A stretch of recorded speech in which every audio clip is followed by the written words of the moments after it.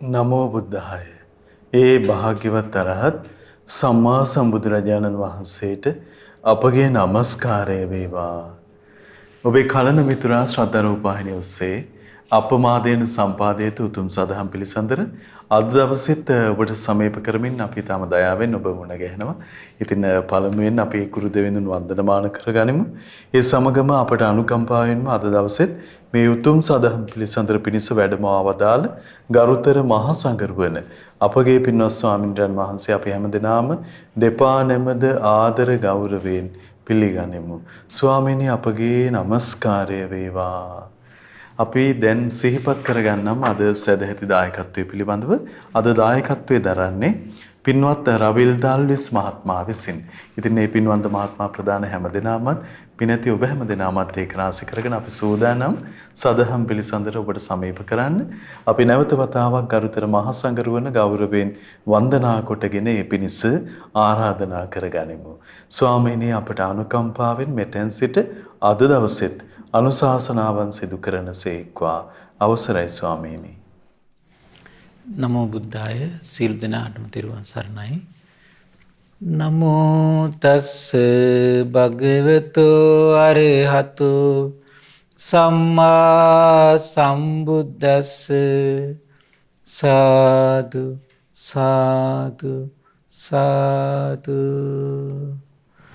ශ්‍රද්ධාවන්ත කාරුණික පින්වත්නි, පින්වත් මහත්මයා, අදත් අපි ඒ භාග්‍යතුන් වහන්සේ මහා කරුණාවෙන් වදාළ ශාස්ත්‍රුන් වහන්සේ එදා බෝධිමූලයේදී ඇති කරගත් උතුම් අවබෝධයක් එහෙමයි. මුල් කරගෙන දෙව් මිනිස් ලෝකයාගේ ජීවිත ප්‍රඥාවෙන් ආලෝකමත් වීම පිණිස, එහෙමයි.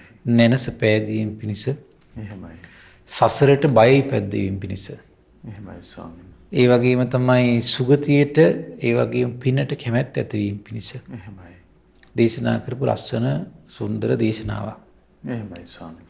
ඉතින් අපි එකම බලාපොරොත්තුව තියෙන්නේ උතුම් අවබෝධය ඔබට ශ්‍රවණය වෙද්දී ඔබේ හිතේ සමහර අයගේ ඉන්නවා සසර පින් පිරූ කට්ටිය. එහෙමයි.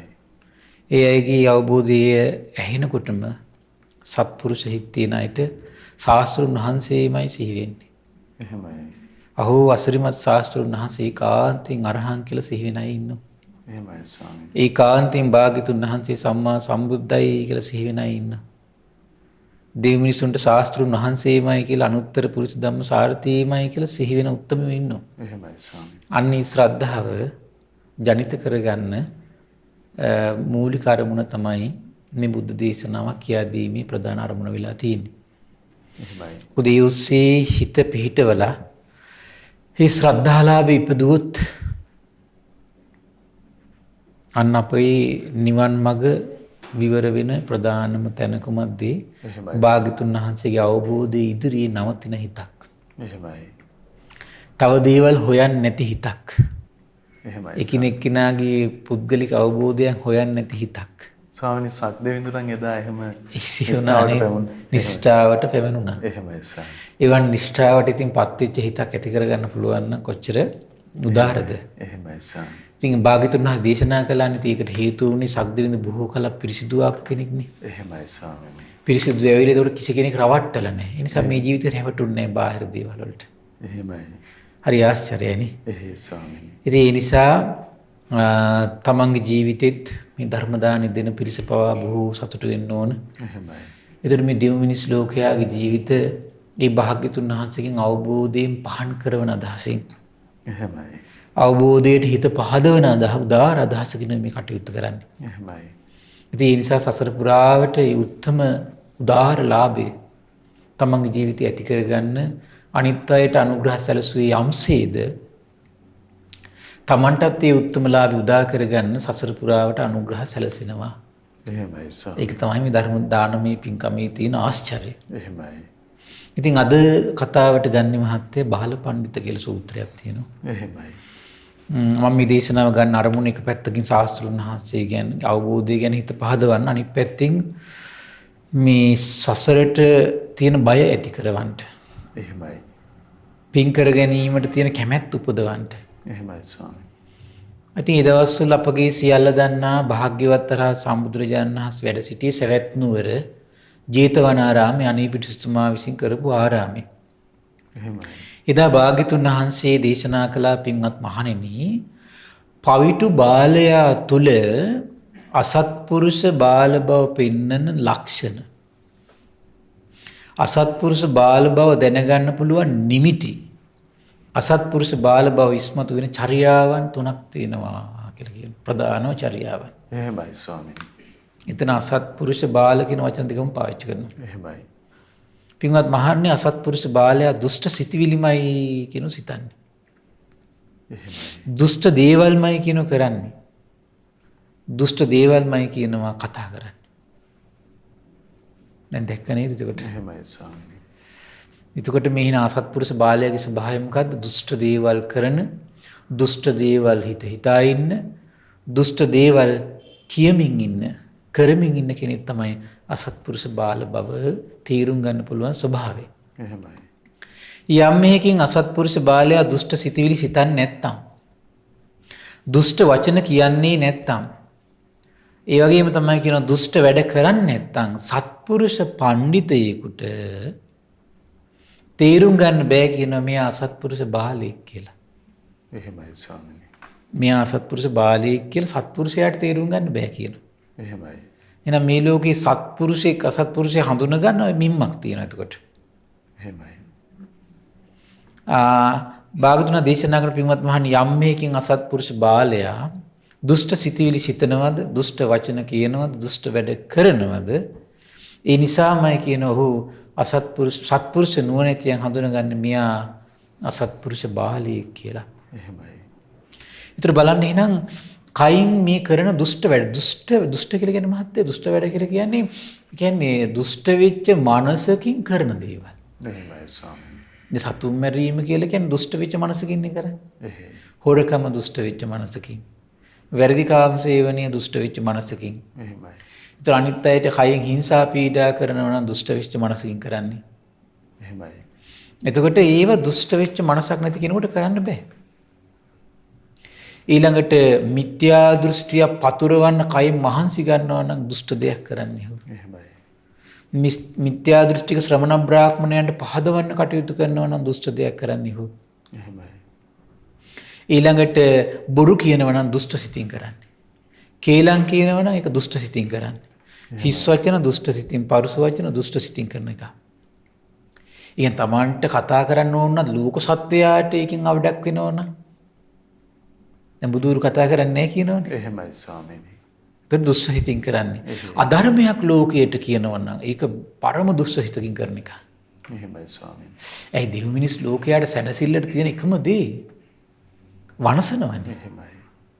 මිත්‍යා දෘෂ්ටියක් විස්මතු කරනවා නම් දුෂ්ට සිතින් කරන්නේ. එහෙමයි. එතකොට මිත්‍යා සංකල්ප උපදවන දේවල් කරනවා නම් දුෂ්ට සිතින් කරන්නේ. එහෙමයි. රාග දේශ මොහ උපදවන දේවල් කරනවා නම් දුෂ්ට සිතින් කරන්නේ. එහෙමයි. රාග දේශ මොහ වැඩෙන දේවල් කතා කරනවා නම් එතකොට මිත්‍යා දෘෂ්ටිය වැඩෙන දේවල්, මිත්‍යා සංකල්ප වැඩෙන දේවල් මනුස්සයාගේ චිත්තසංතානයේ පිනට තියෙන කැමැත්ත නැති කරනවනම් යම් වචනයකින් එහෙමයි. ඊළඟට යහපත් ගතිගුණයක් දියුණු කරගන්න එක නැති කරනවා නම් යම් වචනකින් ඒ ඔක්කොම දුෂ්ට වචන. එහෙමයි. ඒතර අධර්මයේ කියන එක දුෂ්ට වචනයක්. ඒ වගේම එතකොට බලන්න යාගේ මානසිකත්වය තන්නේ කර දුෂ්ට බවින් පිරලා තියෙන්නේ. අන්න සත්පුරුෂයා දැනගන්නවා කියනවා කවුද මෙයා? අසත්පුරුෂ බාලයෙක් කියලා. එහෙමයි. ඒතර මේ ශාසනයට ආපු භික්ෂුන් වහන්සේලා පවා ඉන්නවා කියනවා අසත්පුරුෂ. එහෙමයි ස්වාමීනි. ඔන්න ඉහළ පැලැන්තියකින් ඇවිල්ලා එයා හිතා ඉන්නවා කියනවා මං ඉහළ පැලැන්තියෙන් ආවේ. එහෙමයි.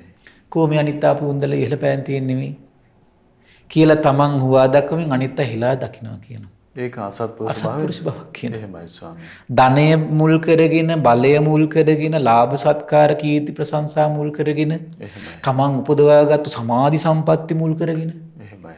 සමාධි සම්පatti පවා එහෙමයි ස්වාමීනි. හරි පුදුමයි. ආකාසානංචායතන දක්වාම විස්තර කරනවා. නීව සංඥා නා සංඥායතන දක්වාම විස්තර කරනවා පළවෙනි ධ්‍යානෙ ඉඳලා. එහෙමයි. ඊට පස්සේ තනි තුන් සිවුර පොරවගෙන ඉඳලා මේ අසත්පුරුෂ වෙනවා කියන සමහර අය. එහෙමයි ස්වාමීනි. ඒකෙන් කියන්නේ අල්පේච්ච වෙන්නේ නැහැ කියන එක නෙමෙයි. අල්පේච්ඡ ගතියකුණ පුරුදු කරන අසත්පුරුෂ නොවී ඉන්නවා. ඒකෙන් කියන්නේ එන සමාධියක් ඇදුවම මං අසත්පුරුෂයෙක් වෙයි කියලා සමාධිය නොවන ඉන්න එක නෙමෙයි. එහෙමයි. සමහරලාට එක වේලවල ඉඳලා අසත්පුරුෂ වෙනවා කියනවා. එහෙමයි. ඒ වෙන්නේ කොහොමද? ඒ ඇති කරගත්තු ලෞකික වේවා ලෝකෝත්තර වේවා ගුණධර්මයක් මුල් කරගෙන එයා හුවාදුවක් වල අනිත් අය පහත් හෙලනවනම් එහෙමයි. පහත් හෙලනවනම් ඒක අසත්පුරුෂ බවක් කියනවා. එහෙමයි. අසත්පුරුෂ බවක් කියනවා. සත්පුරුෂයා හිතනවා කියනවා ගෙවල් දොරවල් යාන වාහන තිබ්බ කියලා ධනය බලය තිබුණ කියලා මගේ රාග දේශ මොහ දුරු වෙන්නේ නැහැ නේ. එහෙමයි. මම ප්‍රසිද්ධ වුණා කියලා මගේ රාග දේශ මොහ දුරු වෙන්නේ නැහැ නේ. එහෙමයි. ඒ වගේම තමයි මම ඒකාංශනික වුණ පමණින් මම තුන් සිවුර පාවිච්චි කළ පමණින් මම රාග දේශ මගේ දුරු වෙන්නේ නැහැ නේ. එහෙමයි. මට පළවෙනි ධ්‍යානෙ තිබුණු පමණින්ම මගේ රාග දේශ සම්පූර්ණයෙන් දුරු වෙලා යන්නේ නැහැ නේ. එහෙමයි. තව මට මග තියෙන්න ඕනේ වඩන්න. කියලා ඉවරලා. ඒතර අපිට තේරෙන්නේ මේ ಗುಣධර්මයක් වඩන්න ගිහිල්ලත් ඒක මම කියලා ගන්න ගියාට පස්සේ තමයි අරුබුද හටගන්නේ. එහෙමයි ස්වාමීනි. මගේ කියලා අපිට දැන් කාලයක් වුණ ධර්මයේ කී ඉන්නවා. මිනිස්සු ටිකක් එකතු වෙනවා. සිව්පස්සේ හොඳට ලැබෙන්න පටන් ගන්නවා. ඕක මම මගේ කියලා ගත්තොත් මොකද වෙන්නේ? අසත්පුරුෂ වෙන්නේ නැද්ද? අසත්පුරුෂ වෙනවා ඊට පස්සේ. ඊට පස්සේ සමහරලාට මොකද වෙන්නේ? උන මිනිස්සු එකතු වෙන නිසා අධර්මයක් කියනවා. එතකොට බලන්න එතකොට මේ අරව දේවල් ඔක්කොම එකතුනේ සමහරලාට මේ බුද්ධ ශාසනයේ සිවුරක් දාගත්තු පවුනටම ලෝකෙ මිනිස්සු පහදිනවනේ. ඇයි? භාග්‍යතුන් වහන්සේගේ ශ්‍රී නාම නිසානේ පහදින්නේ. එහෙමයි ස්වාමී. ඒතර සත්පුරුෂය කල්පනා කරනවා කියනවා මං මේ භාග්‍යවත් තරහ සම්බුදුරජාණන් වහන්සේගේ ශ්‍රී නාමයට නේද මං පැවිදුනේ. මේ භාග්‍යතුන් වහන්සේගේ ශ්‍රාවකෙක් නේද මං. එහෙමයි. එහෙනම් මට මේක කිසි දෙයක් මම මගේ කියලා ගන්න දෙයක් නැහැ නේද? මේක භාග්‍යතුන් වහන්සේගේ ශ්‍රී නාමයට නේද හම්බෙන්නේ. ඒතර මේ භාග්‍යතුන් වහන්සේගේ දහම් පද අරගෙන කතා කරන නිසා නේද මිනිස්සු මට මේ සත්කාර සම්මාන දක්වන්නේ කියලා. එයා යෝනිසෝ මනසිකාරයේ යෙදී සත්පුරුෂ වෙනවා කියලා. එහෙනම් මේ සත්පුරුෂ බව කියන එක මහත්ය තමන් හිත හදා ගන්න ඕනේ කියන. එහෙමයි. නැත්තම් මේ හිතේ ස්වභාවයෙන් කුලප්පු වෙන එක තමයි. එහෙයි. තරුණ කාලේ රූපේ ලස්සනන් හැරට වැටෙන්න ඉන්නවනම් ඒකෙන් හිත මත් වෙනවනේ හිතේ ස්වභාවයෙන් ඒක. එහෙමයි. අහන්නේ ඒකයි. බුදුරජාණන් දේශනා කරන පින්වත් මහණනි අසත්පුරුෂ බාලයා මේ ජීවිතයේ තුලදීම තුන් ආකාරයකින් දුක් දුම්නස් විඳිනවා කියන. තුන් ආකාරයකින්. මොකද්ද? පින්වත් මහණනි ඉතින් අසත්පුරුෂ බාලයා පිරිසක් මැද වාඩි වෙලා ඉන්න පුළුවන් කියනවා. වීදියේක වාඩි වෙලා ඉන්න පුළුවන් කියනවා. සිව්මන්සලක වාඩිලා ඉන්න පුළුවන් කියනවා. එහිදී ජනයා ඔහුගේ බාල ක්‍රියාවට ගැළපෙන දේවල් කතා බස් කරනවා කියනවා. එහෙමයි. මොකද්ද? අපිටම සත්තු මරණ අපිටම එයා සත්තු මර ඉන්නවා කියලා. එහෙමයි. අපිටම එයා කරපු ක්‍රියාවක් ගැන බාලයෝ කතා අනික් කට්ටිය ජනයා කතා කරනවා කියන අසවල් තැන මිනිමෙරුමක් කියලා. ඕකුන් නම් තියන්න වටින්න. එහෙම කතා කරන්නේ නැද්ද නිකන්? කතා කරනනේ හොරකමක් වුණාට පස්සේ ඕකුන් අල්ල එල්ලුම් ගස් යවන්න ඕන කියලා කියන්නේ නැද්ද නිකන්? එහෙමයි. මට නම් අහුනොත් අඬු කඩනවා. බනින්නේ නැද්ද එහෙම? එහෙමයි. ඒතර මේ ලෝකේ බුද්ධිමත් ජනයා පවා මේ තැන් වලට එකතු වෙලා මේ අසත්පුරුෂ බාල ක්‍රියාවන් විවේචනය කරනවා. එහෙමයි. ඒ සාමාන්‍ය ලෝකේ හැටියක් ඒක. එහෙයි. ඕන තැනක සිද්ධ වෙන එක. ඒතර පින්වත් මහණියර අසත්පුරුෂ බාලයා ප්‍රාණඝාතය කරන කෙනෙක් වෙයිද? සොරකම් කරන කෙනෙක් වෙයිද? වැරදි කාම සේවනය කරමින් බොරු කියමින් මත්පැන් මද්ද්‍රව්‍ය පාවිච්චි කරමින් හැසිරෙන කෙනෙක් වෙයිද? ඒවා විවේචනය වෙයිද? ඒ තැනදී අර බාලට හිතනවා කියනෝ මේ මිනිස්සු දුෂ්චරිත පිළිබඳ කතා කරනවා. අහෝ මාත් ඒ වගේ කෙනෙක් නෙමෙයි. එහෙමයි. අහෝ මාත් මේ වගේ කෙනෙක් නෙමෙයි. එහෙනම් මමත් අහුණා නම් මගෙත් අඬු කඩයි මේගොල්ලෝ. එහෙමයි. ගහනවා කියලාගෙන මාත් අහුණා මටත් ගහයි. අල්ලලා හිරේ දානවා කියලා වෙන මාත් අහුනොත් හිරේ දාවේ කියලා. ඒ හැම මොහොතකම මෙයා හිතේ මොකක්ද ඇති වෙනවා කියන දුක් දුම්නස් ගලනවා කියනවා. එහෙමයි. භාගතුන් දේශනා කරන පින්වත් මහණේ බාලයා මෙලොවදීම දුක් දුම්නස් විඳින පළවෙනි කාරණේයි කියනවා. එහෙමයි. ඉතින් දැන් බලන්න ලෝභ කෙනෙක් ඉන්නකොට මිනිස්සු කියනනේ කුණු ලෝභය කියලා කියන්නේ නැත්ද නිකන්. එහෙමයි ස්වාමී. ඒතර ලෝභ කෙනාට ඔක ඇහුනොත් එහෙම මොකද වෙන්නේ? චී මටත් දන්නේ නැහැ මේ කියන්නේ කියලා මහ ලැජ්ජාවක් අස ලැජ්ජාවක් ඇති වෙන්නේ නැද්ද? එහෙමයි. සමහරට යන්නෙත් නැහැ පැත්ත බලාට ඊට පස්සේ. එහෙමයි ස්වාමී. එහෙනම් බාල බව පෙන්වු කරන ලක්ෂණ බුද්ධිමත් ප්‍රජාව අතරට යන්න නොයන්න හේතුවක් බවට පත් වෙනවා එතකොට. එහෙමයි ස්වාමී. ඒතර යා මොකද වෙන්නේ හැමදාම අර බුද්ධිමත් සත්පුරුෂ ප්‍රජාව අතාරින කෙනෙක් වෙනවා. ඒ දුකටපත් වෙනෝනේ හැම තැනදීම. එහෙමයි. ඒතර යා ප්‍රසිද්ධ තැන් මම්මාවත් අතාරින කෙනෙක් වෙනවා. එහෙමයි. එතකොට ඒ කෙනා රහසේ ඉන්න කෙනෙක් බවට පත් වෙනවා. එහෙම නේද වෙන්නේ සාමාන්‍යයෙන්. දැන් පාතාලේ කියන පිරිස හැමතිස්සෙම ඉන්නේ කොහොමද? කොර රහසනේ ඉන්නේ. බයයි. එහෙමයි ස්වාමී. ප්‍රදාවතරට යන බයයි තැති ගන්නවා. එහෙනම් බලන්න අපිට තේරෙනවා එහෙනම් මේ කොහේ ගියත් එහෙනම් තමන් කරපු අධර්මයේ බය තැති ගැනීම උපද්දන්නේ නැද්ද? පද්දනවා. එහෙමයි ස්වාමී. ඊළඟ විස්තර කරන පින්වත් මහණෙනි නැවත අන්න එකක් කියමි. රජවරු අපරාධකාරයෙක් සොරෙක් අල්ලගෙන හොට විවිධාකාර දඬුවම් පමනවනවා කියනවා. ඒතර බාලයට මේක දකින්න ලැබෙනවා කියනවා. කොහොමද? ඒ කියන්නේ අපරාධකාරය කසෙන් තලනවා කියනවා, වීවැලෙන් තලනවා කියනවා. දෙයි කාලේ නම් මේ. එහෙමයි. මේවා කරන දකින්න හැම මොහොතකම තමන්ගේ හිත දුකටපත් වෙනවා. එහෙමයි ස්වාමී. දඬු මුගුරු වලින් තලනවා කියනවා, අත් කපලා දානවා කියනවා, කකුල් කපලා දානවා කියනවා. ඒ කාලේ නා අත් කකුල් දෙකම කපනවා කියන මේ ඉන්දියාවේ. එහෙමයි. භාගතුන් වහන්සේ වැඩ ඉන්න කාලේ. එහෙයි. කන කපනවා කියනවා, නාසය කපනවා කියනවා, කන්නාස දෙකම කපනවා කියනවා, හිස් කබල චප්ප කරනවා කියනවා. හිස් කබලයට මතු වෙනකන් බොරළු දාලා හූරනවා කියනවා. බලන්න දුෂ්චරිතය ආදීනව. එහෙමයි. ඒතර බලන්න නිරේ කොහොමද? මෙලොවදී මිනිසයා විසින්ම දුෂ්චරිතය කරපු කෙනාට පණවාගත්තු දේ මේමනම් ඒක මේ ලෝකේ දහමක් නේද එහෙනම් සදාතනික. එහෙමයි ස්වාමී. එහෙනම් නිරයක් කියලා පැනවෙනවා කියන්නේ කොහොමද? දුෂ්චරිතය කරපු කෙනා දුගතිය ගිහිල්ලා එහෙනම් දුකක් විඳිනවා කියන්නේ කොහොමද? ඒක ලෝකේ ස්වභාවයක් ඒක. එහෙමයි. ඊළඟට විස්තර කරන බොරළු දාලා හූරනවා කියන යකඩ අඬුවකින් කට පළල් කරලා ගිනි පන්දම් ඔතනවා කියන. එහෙමයි ස්වාමී. ඔබනවා කියන කටේ. බෙල්ලේ ඉඳන් පහළට හැම ගලෝල ඇදගෙන යනවා කියන. බෙල්ලේ ඉඳන් පහළට කකුල ඉඳන් උඩට හැම ගලවල එකට ගැට ගන්නවා කියන. එහෙමයි. දුෂ්චරිතය ආදීන. දැන් අද වගේ නම් හිරේට දැම්මට පස්සේ ගහනවා, ගුටි කනවා. එහෙමයි. අතපය තල්ලදා එහෙම සිද්ධි තියෙනවනේ. සමහරලාට ඒ තැන් වලට එකතු වෙච්ච හොරහතුරන්ට ගහනවා. එහෙමයි. එහෙම නෙවෙන්නේ. එහෙමයි. සමහර අවස්ථාවල මෙරුම් කෑව කියලා අපිට ආරංචි. ඊළඟ විස්තර කරනවා දනිස් දෙකෙත් වැලයි මිටි දෙකෙත් යකඩ හුල් ගහලා පොළොට හයි කරනවා කියනවා. ඊළඟට විශ්න ගින්න රත් කරනවා කියනවා. කොකෝලින් එන මස්ලි විසිරවනවා කියනවා. මුළු ශරීරේ චූටි චූටි කැලට කපනවා කියනවා. එහෙමයි. ඒ කාලේ එහෙයි. ශරීරයේ තනින් තන සිදුරු කරලා ලෝදිය දානවා කියනවා. පැත්තට ඇල කරලා බිම දාලා කනේ උලක් ගහලා උලෙන් හිටවල කකුල් දෙකෙන් කරකවනවා කියන මහත්තයා. එහෙමයි. ස්වාමීනි මේ දඬුවම් මනුස්ස ලෝකේ. එහෙයි. දාද ලංකාව බලන්න ඊතර මා කොච්චර මානසිකද කියලා මහත්තයා. එහෙමයි. පුදුම දෙයක් නේ ඒකනේ. පරම පූජනීය මිහිඳු මහරහතන් වහන්සේගේ අසරිය. ඒ සංස්කෘතිය නේද මේ තියෙන්නේ. එහෙමයි. කොච්චර නිවලද නේද? එහෙයි. කොච්චර අඩු කරලාද? එහෙමයි ස්වාමී. හිරගෙදරත් බණ කියන්න යනවත්. එහෙමයි.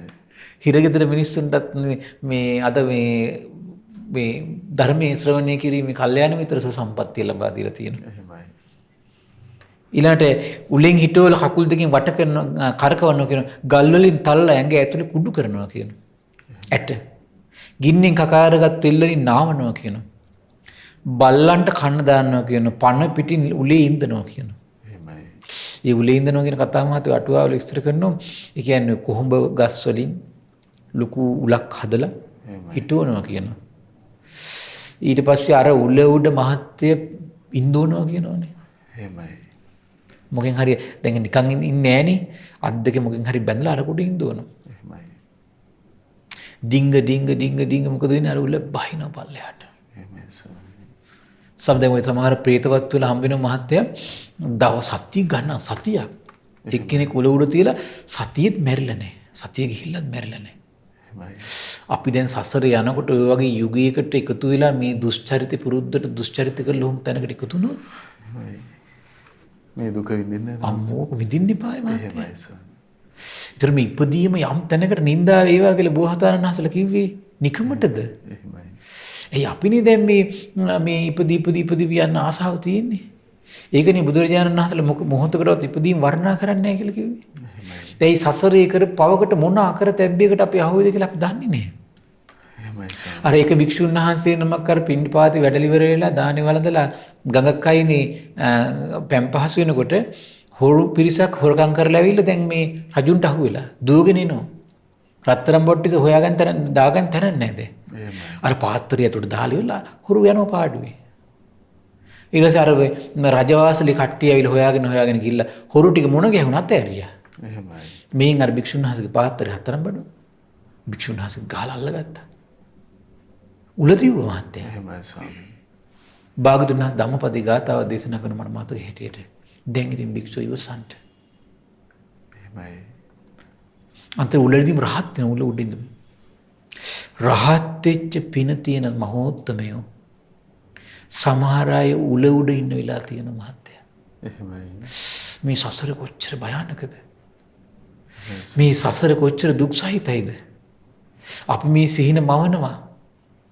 සසරේ කල්ප ගානකට පෙර කරපුව කවුද දන්නේ? අපි මතකනේ මහා කම්මවිභංග සූත්‍රය අපි කතා කළා. එහෙමයි ස්වාමීනි. කවුද දන්නේ මේ කොයි වෙලාවෙ ඊද කියලා? කවුද දන්නේ? ඒක හිතාගන්න බෑ මහත්තයා. එහෙමයි. දැන් පේන්නේ මුගලන් මහරහතන් වහන්සේලා පෙර සංසාරේ කාලෙකට ඉස්සෙල්ලා මේ දෙමෝපිය මරපු පව බලන්න ආපු හැටි. එහෙමයි. අරහත්ත්වයට පත් වෙලා 70 මං හිතන්නේ එද්දි එහෙමයි. අහෝ හොරමුලක් විසින් ඇටකටු තල්ල දැම්ම කියනවනේ. පිරිනිවන්ට වැඩි ඉතින් රහත් වෙලා හිටපු නිසා. එහෙමයි ස්වාමීනි.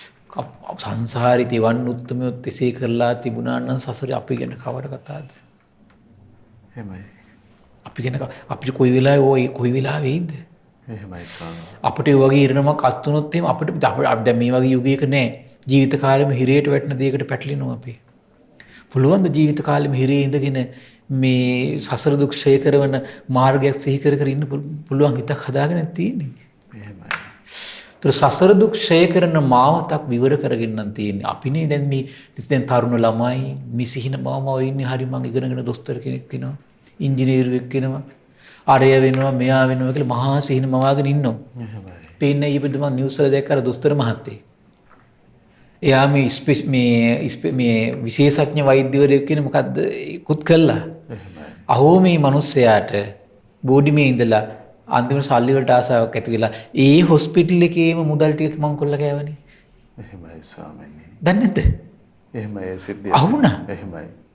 දැන් බලන්න අර මිනිස්සයා අවුරුදු 30ක් 40ක් මහත්තයා මහන්සි වෙලා ඉගෙනගෙන අහෝ තව අවුරුදු 5ක් 6ක් ඉවසුවනා. දැන් ඉතින් හිරේනේ.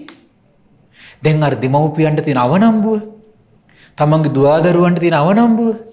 දැන් මේ මිනිස්සේ කවුද නිදහස් වෙයිද කවුද දන්නේ? සමහරට ආපහු සමහරට මෙයාට ඒ උගත්කමට රැකියාව ලබා ගන්න බෑ. එහෙනම් මේ සිහින මවන්නේ මොකටද මහත්තයා අපිනේ? ස්වාමීනි. දුකින් පිරුණු සසරකට නේද මේ සිහින මවන්නේ? එහෙමයි. කවුද දන්නේ අපේ ජීවිතේ වගේ මොන ඉරණමටපත් වේද කියලා? එහෙමයි. සමහර දැකලා නැද්ද සමහර රටවල සමහර රජවරු මැති ඇමතිවරු ජනාධිපතිවරු හිරේට ඊළඟ වැටෙනවා. එහෙමයි. දැන් ලංකාවේ වගේ නේ මහත්තයා ලංකාවේනේ මේ එක හොරෙක් තව හොරෙක් බේරන්නේ. පිට රටවල එහෙම නැහැ. මට මතකයි කොරියාවේද කොයිදක ජනාධිපති කෙනෙක් හරි අගමැති කෙනෙක් හරි යාගේ කාලේ ඉවරුණා අහුණා දූෂණ මංකොල්ල කළා කියලා හිරේ දැම්මා. එහෙමයි. ජීවිත කාලෙම සමහරට හිරේ. එහෙයි ස්වාමීනි. ඒතර මේ සිහින මම අපිනේ මේ ඉන්නේ සසර. එහෙමයි. ඉතින් බලන්න එවන් සසරක් උරුම කරගත්තු අපිට තියෙන රැකවරණය කුමක්ද? මේ තිරුවන් සරණේ අපිට පුළුවන් නම් අඩු ගානේ ඇඳක හරි පුටුවක හරි වැටිලා හිතා ඉන්න පුළුවන් මානසිකත්වයක් හදාගත්තොත් එහෙම. එහෙම නේද? සමහරවිට ජීවිත කාලෙම තමයි මැරෙන්න වෙන්නේ හිරේ. එහෙමයි. අහෝ බුදුරජාණන් දේශනා කරන එකතොට පින්වත් මහණියර උඩට අර බාල මෙහෙම හිතනවා කියනවා. මේ අපරාධකාරයන් අල්ලගෙන රජ දරුවෝ විවිධාකාර දඬුවම් දෙනවා. එහෙමයි. කසෙන් තලනවා, වේවැලෙන් තලනවා, දඬු මුගුරු වලින් තලනවා. ඒ වගේම තමයි කියනවා අත් කපල කකුල් කපල දානවා. අහෝ මම වහුණත් මේ ටික නේද කියලා. එහෙමයි. බයෙන් සලිත වෙනවා කියන බාලයා. එහෙමයි. ඒ නිසා පින්වත්නි බාල බවට නම් පත් වෙන්න එපා. මේ ජීවිතේම පේන්නේ මානසික විඳින දුකමයි. එහෙමයි. සමහර අය ඉන්නෝ සමහර අසරණ කාන්තාවෝ ඉන්නෝ තමන්ගේ ජීවිතේ හොර රහසේ පෞකාරකම් කරගෙන දරුවන්ට මුහුණ දෙන්න බෑ. එහෙමයි. සැමියට මුහුණ දෙන්න බෑ. ජීවිත කාලෙම ජීවිතය අපායක් කරගෙන මැරිලා යනවා. එහෙමයි. පහන එතකොට ඒ නිසා බලවත් අද සමහරට අපි හිතමුකෝ මේ තෙරුවන් සරණ මනාකොට ලැබෙන්න ඉස්සෙල්ලා තමන්ගේ හිතේ අඩුපාඩු වෙන්නේ නැති. එහෙමයි. දැන් බුද්ධ ශාසනයේ හිටිය අඟුලිමාල. එහෙමයි. බුද්ධ ශාසනයේ හිටියේ මේ කවුද ওই ගණිකාවකුත් හිටියේ.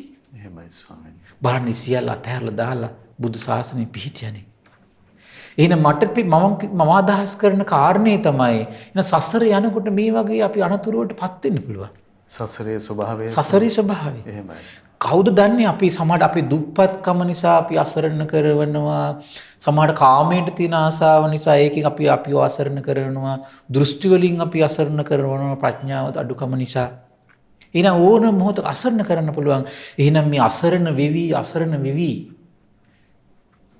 පෙනෙන නොපෙනෙන සියලු දෙනාගේ ගොදුරු බවට පත් වෙන ආධ්‍යාත්මයක් තියාගෙන ඉන්න අපිට එහෙනම් බිය නැති භූමිය තෙරුවන් සරණයි. එහෙමයි. රැකවරණයේ තියෙන තැන තෙරුවන් සරණයි. එහෙමයි ස්වාමීනි. විමුක්තියට මාර්ග විවර කරන තැන තෙරුවන් සරණයි.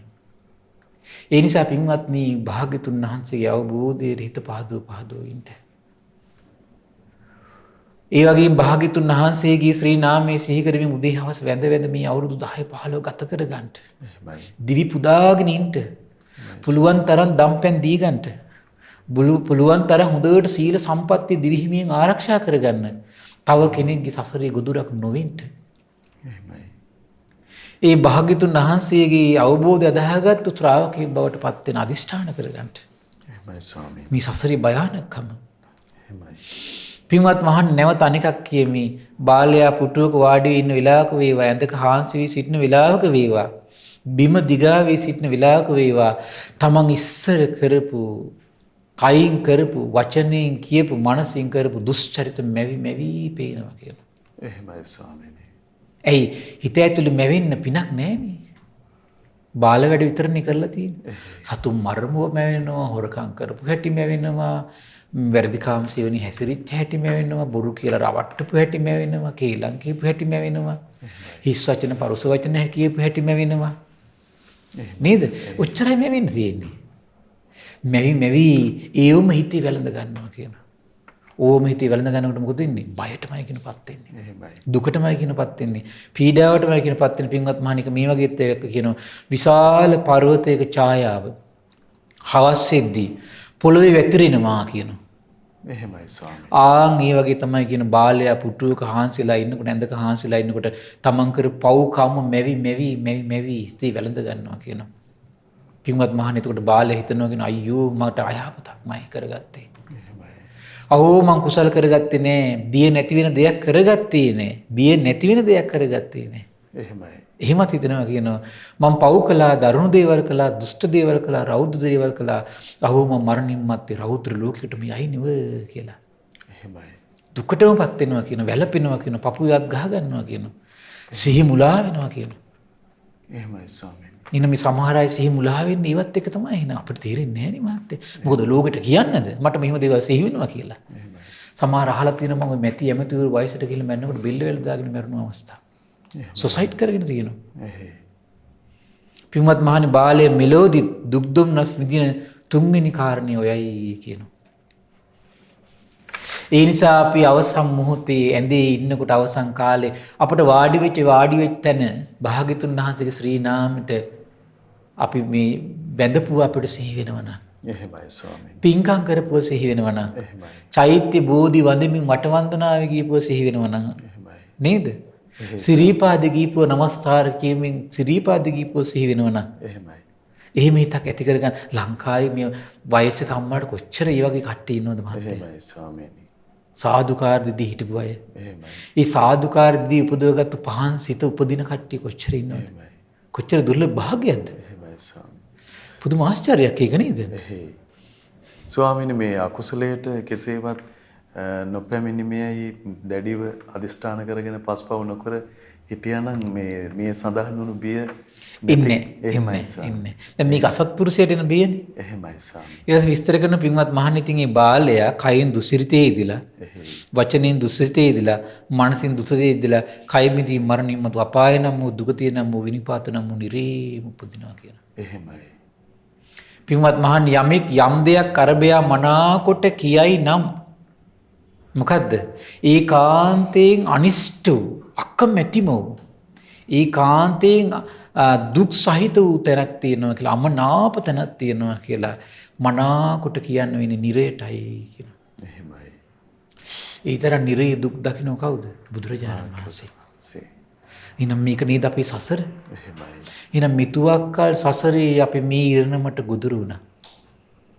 මිතුවක්කල් සසරේ. එහෙමයි. ඉතින් ඒ නිසා මේ සසරෙත් පංචකාම දැන් මෙතෙන්ටපත් වෙනවා කියන්නේ පංචකාම රස අනුභව කරන්න ගිහලා නෙමෙයි ඊරණමටපත් වෙනවා කියන්නේ. එහෙමයි ස්වාමී. පංචකාම රස අනුභව කරන්න ගිය ගමන් මහත්ය මුසපත් වෙනවනේ. දැන් බලන්න සමහර මිනිස්සු ඉන්නුනේ ගෙයක් දොරක් හදාගන්න කියලා අනුන්ගේ එකක් දැකලා හිතිච්ච ගමන් මුසපත් වෙච්ච ගමන් මහත්ය බොරු කියනවා, කේලම් කියනවා, වංචා කරනවා. එහෙම කර කරනේ සල්ලි හොයන්නේ. එහෙමයි. එහෙම කර කර සල්ලි හොයමින් මේක ඒකෙන් තමයි කියන්නේ පංචකාමේ මුසපත් වුණා කියලා. එහෙමයි ස්වාමීනි. ඉතින් ඒ නිසා තමන්ගේ පිනේ හැටියට තමන් කටයුතු කරගන්න තමන් දක්ෂ වෙන්න ඕන. අර මුසපත් වුණාට පස්සේ තමයි වැරදි වැඩේ කළා හරි මේක කරගන්න හිතෙන්නේ. එහෙමයි ස්වාමීනි. තමන් හොඳ යෝනිසෝ මනසිකාරයක් තියෙනවා මෙන්න මෙහෙම.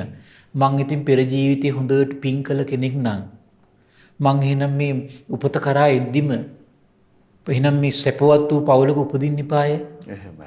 ඒ වගේ තැනකට මං ආවේ නැත්තේ නම් මං සසරේ මොකක් හරි ප්‍රශ්නයක් නිසා නේද කියන තැනට එනවා නේද? එහෙමයි ස්වාමීනි. එහෙනම් මගේ පින අඩුයි. මං එහෙනම් පුළුවන් හැටිය මේ ජීවිතේ දේවල් දියුණු කරගනිමින් මං එහෙනම් මේ ජීවිතේ වැඩිපුර පින් කරගන්න ඕන කියලා තැනට එන්නේ නැද්ද? එහෙමයි. සමහර දෙමව්පියෝ දරුවෝ ගැන හිතා ඉඳලාම දුෂ්චරිතය දෙනවා. සමහර අහිංසක අම්මලා ඉන්න දරුවෝ පෝෂණය කරන අදහසයි. එහෙම කරන කට්ටිය ඉන්නවා. ඉතින් ඒ නිසා තමන්ගේ ජීවිතයේ මේ ලැබුණු උදාර ජීවිතය අපි මහන්සි ගන්න ඕනේ මේ බුද්ධ දේශනා මේ කරුණ මුල් කරගෙන තමන්ගේ ජීවිතයේ මේ වෙන්න පුළුවන් ඉරණම එහෙමයි. භයානක ඉරණම ගැන තමන් සෑහෙන සැලකිලිමත් වෙන්න ඕනේ. ඒතකොට මේ භයානක ඉරණමට නොවැටෙන භූමිය හඳුන ගන්න දක්ෂ වෙන්න ඕනේ. එහෙමයි ස්වාමීනි. ඉතින් හරි පුදුමයි මේ සුළු මොහොතක් බුදු කෙනෙක් ගැන පැහැදීම පවා සුළු මොහොතක් භාග්‍යතුන් වහන්සේ ගැන පැහැදීමෙන් වැඳගෙන සිටීම පවා අපි සුගතියට ගෙනියන කාරණාවක්. ඒකයි මම හැමතිස්සෙම මේ තෙරුවන්ගේ ආනිසංස කියන්නේ සුළු මොහොතක්. සුළු මොහොතක් වැඳගෙන හිටියත් මේ සුගතිය යන. එහෙමයි ස්වාමීනි. ඒ පහන් සිත හරි අමාරුයි දුෂ්කරයි උපද්දන්න. නමුත් අපි හිතින් අදිස්ථාන කර කර සිහි කර කර නැවත අඩු ගන්න යෝනිසෝ මනසිකාරයවත් එදින්න ඕන. එහෙමයි. සමහර අයට ඉන්න පහන් සිත ඇති වෙන කට්ටිය ඉන්නවා ඇත්තට. එහෙමයි. සමහර අයට පහන් සිත උපදින්නේ නැහැ. මොකක් හරි මානසික යම් දුබලතාවයක් නිසා. හැබැයි ඒ අයට කල්පනා කරන්න පුළුවන්. ඒතර ඒක ලොකු දෙයක්. එතකොට ඒකයි කල්පනාව ඔස්සේ මනසට මේක ප්‍රතිබද්ධ කරගත්තොත් එහෙම. එහෙමයි ස්වාමීනි. අන්න ඒක වටින දෙයක්. ඒතර බුදුරජාණන් වහන්සේ මෙහෙම විස්තරي වදාළට පස්සේ භික්ෂුන් වහන්සේ නමක් අහන ස්වාමීනි, මේ නිරයේ තියෙන දුකට උපමාවක් කියන්න බැරිද කියලා ඇහුවා. එහෙමයි. නිරයේ තියෙන දුකට උපමාවක් කියන්න බැරිද කියලා ඇහුවා. පුළුවන් පින්වත් භික්ෂුව කිව්වා. එහෙමයි. උපමාවක් කියන්න පුළුවන් කිව්වා. මේ උපමාව දේශනා කරන්න දුෂ්කරයි කියලා තමයි ඉස්සෙල්ලම දේශනා කරන්නේ. නමුත් ඊට පස්සේ දේශනා කරනවා පින්වත් භික්ෂුවෙක් මේ වගේ දෙයක් කියනවා. දරුණු අපරාධ කරපු හොරෙක් ඉන්නවා. ඒ හොරා අල්ලගෙන ගිහින් රජතුමාට පෙන්නනවා. පෙන්ලා කියනවා දේවයන් වහන්සේ මේ දරුණු අපරාධකාරයෙක් මේකට දඬුවමක් පනවන්න කියලා. රජතුමා කියනවා හරි. එහෙනම් මේක අරගෙන ගිහිල්ලා උදේවරු උල්පාරවල් 100ක් අනින්න. උදේවරු කීයද උල්පාරවල් 100ක් අනින්න. එහෙමයි. ඊට පස්සේ දවල්වරු උල්පාරවල් 100ක් අනින්න. රාත්‍රී කාලේ උල්පාරවල් 100ක් අනින්න කියලා කියනවා. එහෙමයි. දැන් බලා උදේවරු යන්න බලනවා මැරිලා නැහැ. එහෙමයි. රජතුමාට කියනවා එහෙනම් දවල් තන්පන් කියලා. බලනවා ගිහිල්ලා මැරිලා නැහැ. හැන්දෑවට ගිහින් ආිනවා. බුදුරජාණන් වහන්සේ අහනවා පින්වත් මහන්නේ කුමක්ද හිතන්නේ? අර උල්පහරවල් 100කින් බැටකද්දි යම් දුකක් දුම්නසක් විඳිනවද? දුකටපත් වෙනවද? පීඩාවටපත් වෙනවද කියලා අහනවා. එතකොට භික්ෂුන් වහන්සේලා අහනවා අනේ ස්වාමීනි එක උලකින් කද්දි පාරවල් විඳින දුකේ හැටියට 300ක් ගැන කවර කතාවද කියලා. එහෙමයි. ඒතර බුදුරජාණන් දේශනා කරනවා හරි පුදුමයි භික්ෂුන් වහන්සේට හරි ලස්සනට හිතට ඊත්තු ගන්නන්නේ. එහෙමයි. දේශනා කරන පින්වත් මහන්නේ ගල් කැටයක් ගන්නවා අතට මිල මුටවන්න පුළුවන්. එහෙමයි. මිට මේ මොලවන්න පුළුවන් ගල් කැටයක් අරගෙන දේශනා කරන පින්වත් මහන්නේ මේ ගැන කොහොමද හිතන්නේ? මේ අතේ තියෙන චූටි ගල් කැටයේද ලොකු අර හිමාල පර්වතයේද? ඒතර හිමාල පර්වතයේ පේන සීමාව ඉඳලා තියෙනවා. එහෙමයි. හිමාල පර්වතයේද? ස්වාමීන් වහන්සේ මේ අතින් මිට මොලවගෙන සිටින ගල් කැට කැබැල්ල හරිය චූටි නෙමෙයි. හිමාල පර්වත රාජ්‍යය එච්චර ලොකුයි කියනවා. කිට්ටු කරන්න බෑ කියනවා. පින්වත් මහණනි ඔන්න ඔය විදිහමයි කියනවා. අර පුරුෂයා උල් පහරවල් 300කින් පහරකද්දී ඒ හේතුවෙන් මිදෙන යම් දුකක් දුම්නසක් ඇද්ද? නිරේ දුකත් එක්ක සහසඳලා බලනකොට ඒ ගණන් ගන්නවත් තරම් දෙයක් නෑ කියනවා. ඒක අර අතේ තියෙන ගල් කැටේ වගේ පුංචි දුකක් කියනවා. එහෙමයි. එච්චර චූටි කියනවා ඒක. එහෙයි. නොසලකා හරින්න පුළුවන් දෙයක් කියනවා. අර හිමාල පර්වත රාජයටත් වඩා විශාල අර මේ දුකක් එහෙමයි. නිරේ විඳින්න තියෙනවා කියනවා. එහෙමයි ස්වාමීනි. කර්මානුරූප. එහෙමයි. එහෙනම් මේ මනස ඉතින් කොච්චර මහන්සි වෙනවද හදාගන්නනේ. එහෙමයි ස්වාමීනි. ඒකේ මේ භයානකම් අභියෝගේ එහෙමයි. ඊළඟට නිරේ පුදුමාකාර විස්තර ටිකක් විස්තර කරනවා ඊළඟට. එහෙයි. නිරේ දුක පිළිබඳව. එහෙමයි ස්වාමීනි. ඒතර බුදුරජාණන් වහන්සේ දේශනා කළා පින්වත් මහන්නේ නිරේ ඉපදුණු කෙනාට යමපල්ලෝ පස් ආකාරයක බන්ධන නම් වූ දඬුවමක් දෙනවා. එහෙයි. දැන් මේ නිරේ විස්තරයක් තියෙන මෙතන දැන්. ඒ කියන්නේ මොකද්ද? ගිනියන් යකඩ හුලක් දකුණු අතේ ගහනවා කියනවා. එහෙයි ස්වාමීනි. ඒ වගේම තව ගිනියම් යකඩ වෙච්ච හුලක් දෙවෙනි අතේ ගහනවා කියනවා. එහෙයි. ඉතින් මේ කර්මානුරූපව සිද්ධ වෙන්නේ. එහෙමයි. දැන් හරි පුදුමයි මං හිතුවා දැන් සමහර කට්ටියට ඇක්සිඩන්ට් වෙනවා. කකුල් අතපය කඩලා ගිහිල්ලා ජීවිත කාලෙම ඉන්නෝනේ මහත්තයා. කර්මානුරූපයි. එහෙමයි ස්වාමීනි. සමහර අය ඉන්නවා සමහර අයගේ කකුල් වල ඇක්සිඩන්ට් වෙලා තුවාල එනවා. ජීවිත කාලෙම මේ තුවාල වලින් බැට කනවා. එහෙමයි. සමහර අය මම දන්න සමහර කට්ටියට අවුරුදු 10 15 20 තුවාල. කර්මානුරූපයි. එහෙමයි. විඳවනවා. එහෙයි. සමහර අයගේ ඉන්න S2 අන්ධ වෙලා විඳවනවා. එහෙමයි ස්වාමීනි. සමහර අයගේ අතපය නැති වෙනවා විඳවනවා. ඒතර මේ වගේ දේවල් අපිට මනුස්ස ලෝකෙත් පේන්න තියෙනවා නම් එහෙනම් මේ නිරේ සකස් වීම ගැන හිතා ගන්න පුළුවන්ද? එහෙමයි ස්වාමීනි. කර්මානුරූප සකස් වෙන විදිහ එහෙයි. මට මතකයි මම දන්න ස්වාමීන් වහන්සේ නමක් හිටියා. හරි පුදුමයි. එහෙමයි. ඒ ස්වාමීන් වහන්සේට ගොඩාක් ඩයබටික් ආවා. එහෙමයි. එතකොට හොස්පිටල් ඇඩ්මිට් කළා. ඊට පස්සේ හොස්පිටල් ඇඩ්මිට් කළා තියෙද්දි මේ සාන්නතර සුව කරන්න පුළුවන්ලු. අහම්බෙන් දවසක් ඒ හොස්පිටල් එකේ කිව්ව ස්පෙෂලිස්ට් කෙනෙක්. එහෙයි. ඒක පාට කියලා මේ සංස කකුලක් කපන්න කියලා. තුවාලයක් ඇවිල්ලා ඒක පොඩ්ඩක් සනීප වෙලා නැහැ. කකුල කපන්න කියලා උඩ දුවනවා කියලා. එහෙමයි. දැන් එතකොට එහෙම කියලා ડોක්ටර් දා ඉඳලා ගිහිල්ලා. ඊට පස්සේ දැන් මේක අනිත් දොස්තරලා ඉතින් ඒ දොස්තරලා පුදුමයිලු කකුල කපන්න කිව්වයි කියලා. එහෙමයි. කකුල කපලා. ඊට පහුවෙන් ඉඳලා බලනකොට අර ડોක්ටර් මේ නැහැලු හොස්පිටල් එකේ. එහෙමයි ස්වාමීනි. මාරු වෙලා හරි මොකක් හරි වෙලා. බලන්න කර්මයක් නෙවෙයි. එහෙමයි. අනේ පැවිදි වෙච්ච කෙනෙක්. එහෙමයි ස්වාමීනි. කොහොමද ප්‍රශ්නේ? කොහොමද විඳීම කර්මේ නැහැටි? දැන් මේ කාලයක් අවුරුදු 50ක විතර ජොබ් එක කළා ආව යාන්ත පැවිදි වෙලා ගුණයක් පුරා ගන්න. අන්තිමට මේ කකුලක් කැපුවා. එහෙමයි. කර්මය. එහෙයි ස්වාමීනි. පුදුම දේවල් ඒ මහත්තයා. ස්වාමීනි බලවත් මේ හිතා දැඩි කියලා අපි කර්මයේ විපාක? එහෙමයි ස්වාමීනි. සමහර අය ඉන්නවා දැන් මට මතකයි බුදුරජාණන් වහන්සේ කාලේදී එක භික්ෂුන් වහන්සේ නමක් හිටියේ පැවිදි වුණා. පැවිදි දවසේ ඉඳන් මේ පින්ඩ පාත වඩනකොට මෙන්න ගෑනු කෙනෙක් පිටිපස්සේ යනවා. එහෙමයි. රජතුමාට පේනවා. රාජ පරිවාර සම්පත්තියට පේනවා.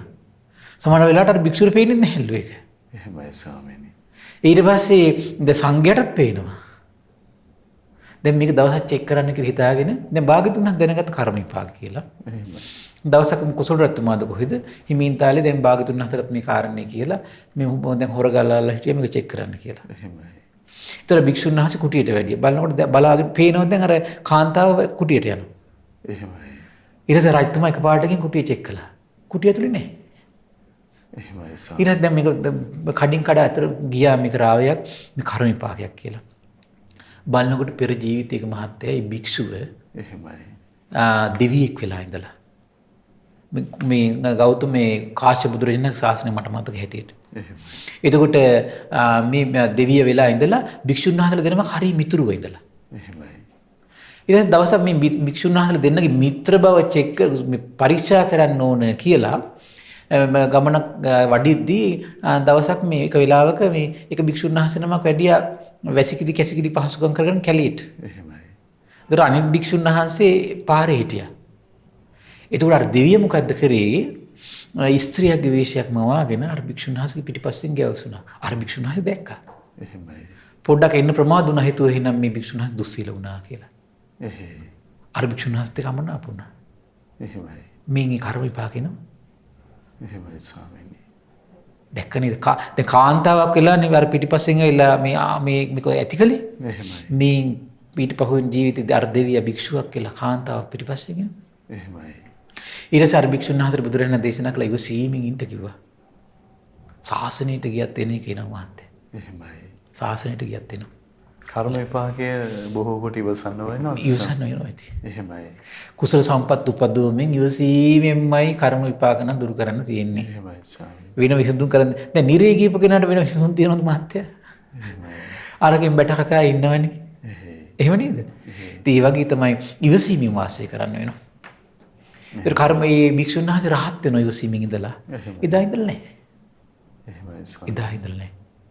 ඒ වගේ බුද්ධ ශාසනය කොච්චර දැන් ඔය උප්පලවන්නා කියන භික්ෂුණීන් වහන්සේ. එහෙමයි. බුද්ධ ශාසනය එහෙයි. අග්‍ර භික්ෂුණියක් නේ එතකොට. එහෙයි. ඒතර බලන්නකො මේ සල්ලාලේ දූෂණය කරනවනේ. එහෙමයි. ඊළඟට ඔය ඉසිදාසී කියලා භික්ෂුණීන් වහන්සේ නමක් හිටියනේ. එහෙමයි. ඒ ඉසිදාසී භික්ෂුණියට ගෘහ ජීවිතයේදී මේ පිරිමි 3 දෙනෙක්ම විවාහ කළා දීලා අන්තිමට හිඟන මිනිස්සෙක් පාරේන කෙනෙක් ගෙනල්ලා කසාද බන්දලා දීලා ඒ මිනිහත් දාලා ගියානේ. එහෙමයි. අන්තරේ මේ උත්තමාවියට ඉතින් අමා මහ නිවනට මේ සම්බන්ධ වෙන්න පාර දොරටු විවෘත කළ දුන්නා. එහෙමයි. ඒ නිසා මේ අසත්පුරුෂ බාල ගති නම් අපිව දුකටමයි පමුණවන්නේ. එහෙමයි ස්වාමීනි. අපි කරගන්න දේවල්මයි ඉතින් අපි විඳවන්නේ. එහෙයි.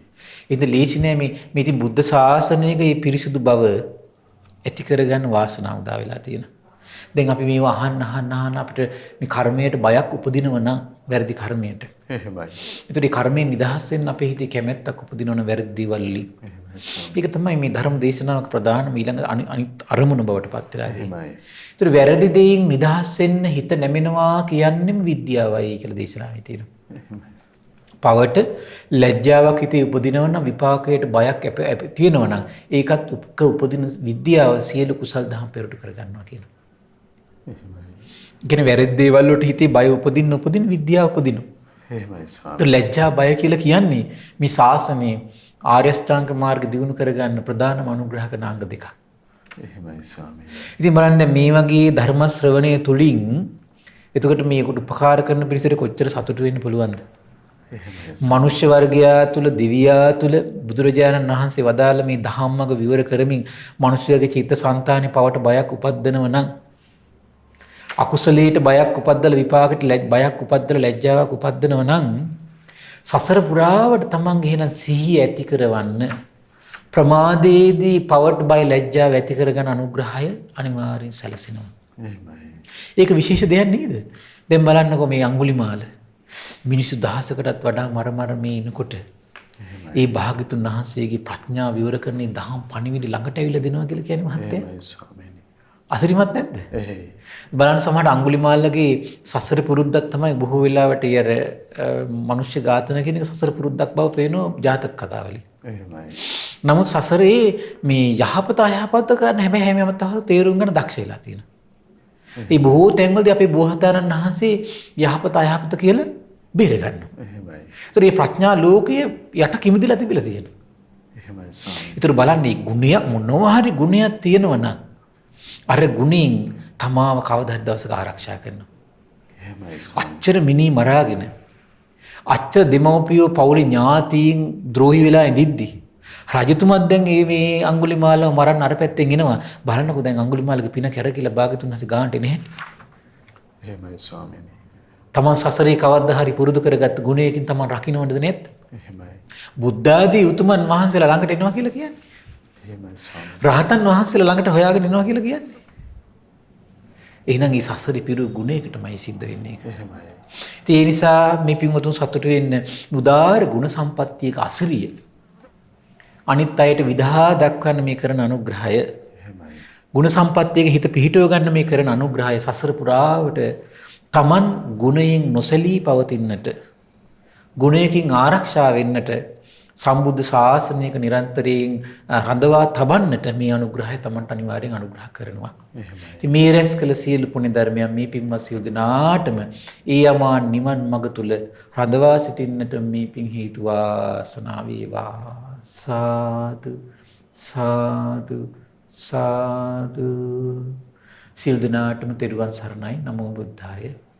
ඉතින් අද දවසෙත් ඒ භාග්‍යවතුන් වහන්සේ වදාළ උත්තම ධර්මය අපගේ පින්වත් ස්වාමීන් වහන්සේ අපට අනුකම්පාවෙන්ම පෙන්වා වදාලා. ඒ අපට අනුකම්පා ඇති පින්වන්ත මහා සංඝරුවන අප හැමදෙනාම ආදර ගෞරවයෙන් වන්දනමාන කරගනිමු. ස්වාමීනි අපගේ নমස්කාරය වේවා. ස්වාමීනි පුණ්‍යානුමෝදනාවත් අපට අනුකම්පාවෙන් සිදු කරන සේක්වා. අවසරයි ස්වාමීනි. කාරුණික පින්වත්නි අද දින අපමාදීන සම්පාදීත කියන උතුම් ධර්ම දේශනාව සඳහා අනුග්‍රහ කරන්නේ පින්වත් රවිල්ද අල්විස් පින්බර මහත්මයා විසින්. ඉතින් මේ මහත්මයා විසින් රැස් කළා උදාාර පුණ්‍ය ධර්මය සක්දෙවිඳුන් ගටිකාර බ්‍රහ්මරාජයා සතරවරන් රජදරුවන් සෙම්පත් දෙවිවරු ඉෂ්ඨකාමී දෙවිවරු ප්‍රදේශ භාර සියලු පළාත් භාර දෙවිවරුන්ට අනුමෝදන් වේවා. ඒ වගේම බුද්ධ ශාසනය ගැන පහන් සිත් උපදවාගෙන සිටින සියලු දෙවියන්ට මේ පින් අනුමෝදන් වේවා. සුමන සමන් දිව්‍ය රාජ්‍ය ආලවක දෙවියන්ට මේ පින් අනුමෝදන් වේවා. ආයුෂයෙන් වර්ණයෙන් සැපයෙන් බලයෙන් වැඩේවා. දෙවියන්ගේ දෙහිමි රැකවරණය පරම පූජනීය ගුරු දේවයන් වහන්සේ ඇතුළු මහා සංඝරුවනට සදහැවත් ගිහි පිරිසට සලසා දෙත්වා. දෙවියෝ දමා මහ නිවනින් සැනසීම ලබත්වා කියලා සාදු කියලා පින් අනුමෝදන් කරන්න. ඒ වගේම රැස් කළ සියලු පුණ්‍ය ධර්මයන් කල්යාණ මිත්‍ර පරම පූජනීය ගුරු දේවයන් වහන්සේටත් මහා සංඝරුවනටත් මහමිුණාසප වාසී ලෝකවාසී මහා සංඝරුවනට මේ පින් අනුමෝදන් වේවා. පැවිදි අපේක්ෂක දුවා දරුවන්ටත් අනගාരിക මෑණිවරුන්ට මේ පින් අනුමෝදන් වේවා. පින්බර අපේ දෙමව්පියන්ට මේ පින් අනුමෝදන් වේවා. නිදුක් නිරෝගී සුවපත් භාවයේ චිරජීවනයේ සැලසේවා. උතුම් ධර්මය අවබෝධ කරගන්න වාසනාව උදා වේවා කියලා සාදු කියලා පින් අනුමෝදන් කරන්න. ඒ වගේම රැස් කළ සියලු පුණ්‍ය ධර්මයන් පින්වත් රවිල්ද අල්විස් මහත්මයා නමින් මිය පරලොව ගිය සියලු ඥාතීන්ට පරලොව සැපේ පිණිස මේ පින් හේතු වාසනා වේවා කියලා සාදු කියලා පින් අනුමෝදන් කරන්න. සුජීවත සිටින දෙමව්පියන්ට නිදුක් නිරෝගී සුවපත් භාවයේ දීර්ඝායුෂ සැලසේවා. රවිල්ද අල්විස් මහත්මයාට පවුලේ සියලු දෙනාට ශ්‍රද්ධා මාසික ධර්ම දාන සියලු සමාජිකාවන්ටත් ශ්‍රද්ධා කාර්ය මණ්ඩලයේ කැපවෙන සියලු දෙනාටමත් අද දවසේ මේ උතුම් ධර්ම දානමේ පින්කමට උපකාර කළ පින්වත් මහත්මයාට මේ පින් අනුමෝදන් වේවා. නිදුක් නිරෝගී සුවපත් භාවයේ චිරජීවනයේ සැලසේවා. උතුම් ධර්මය අවබෝධ කරගන්න මේ රැස් කළ පින් හේතු වාසනා වේවා කියලා සාදු කියලා පින් අනුමෝදන් වෙන්න. සියලු දෙනාටම තෙරුවන් සරණයි. නමෝ බුද්ධාය. ඉතින් අද දවසෙත් අපට අනුකම්පාවෙන් මේ භාග්‍යවතුන් වහන්සේ වදාළ උත්තම ශ්‍රී සද්ධර්මය අපගේ පින්වත් ස්වාමීන් වහන්සේ පෙන්වා වදාලා. ඒ ශ්‍රී සද්ධර්මයේ ශ්‍රද්ධා රූපවාහිනිය ඔස්සේ මුළු මහත් ලෝකයට දායාද කොටගෙන මේ මොහොතේ ධර්ම දානමය පින්කම ලෙසින් අප රැස් කරගත් මහත්ඵල මහානිසංස උත්තම පුණ්‍ය ධර්මය නොවලහාම අපගේ පින්වත් ස්වාමීන් වහන්සේට අනුමෝදන් වේවා. පුණ්‍යානුමෝදනාවෙන් උන්වහන්සේ සුවපත් වේවා. පින්වත් ස්වාමීන් වහන්සේට උතුම් චතුරාර්ය සත්‍ය ධර්මයේම අවබෝධ වේවා. සාදු සාදු සාදු. ඉතින් අද සදැහැති දායකත්වයේ දරන්නට යෙදුන පින්වත් රවිල් දල්විස් මහත්මයා ප්‍රධානයේ පින්වන්ත හැමදෙනාමත් පිනැති ඔබ හැමදෙනාමත් ඊටාම දයාවෙන් අපි සිහිපත් කරගන්නේ. ඉතින් පින්වන්ත ඔබට අවස්ථාවක් තිබෙනවා මේ උතුම් සදහම් පිළිසඳරෙහි දායකත්ව බරපණ දරා වෙන් කරගනිමින් උතුම් ධර්ම දානමය පින්කම සිදු කරගන්න. 071 232 88 දුරකථන මාර්ගය ඔස්සේ පිළිබඳව තොරතුරු විමසලා දැනුම්වත් වෙන්න කියලා අපි තාම දයාවෙන් ඔබට ආරාධනා කරනවා. එහෙමනම් මේ භාග්‍යවතුන් වහන්සේගේ සිරිපා කමල පාමුලට පැමිණ ධර්මයෙන් ජීවිත සකස් කරගන්න හැම දිනාටම සියලු ආසනාවන් උදා වේවා කියලා අපි ප්‍රාර්ථනා කරගන්නවා. මහා සංඝරත්නයේ ආශිර්වාදයෙන් නැවත අපි ඔබ මුණ ගැහෙන්නම්. හැම දිනාටම සම්මා සම්බුදු සරණයි. නමෝ බුද්ධාය. මෙවැනි වටිනා ධර්ම දේශනා නැරඹීමට ශ්‍රද්ධා YouTube චැනලය සබස්ක්‍රයිබ් කර සීනුව ලකුණ ඔබන්න.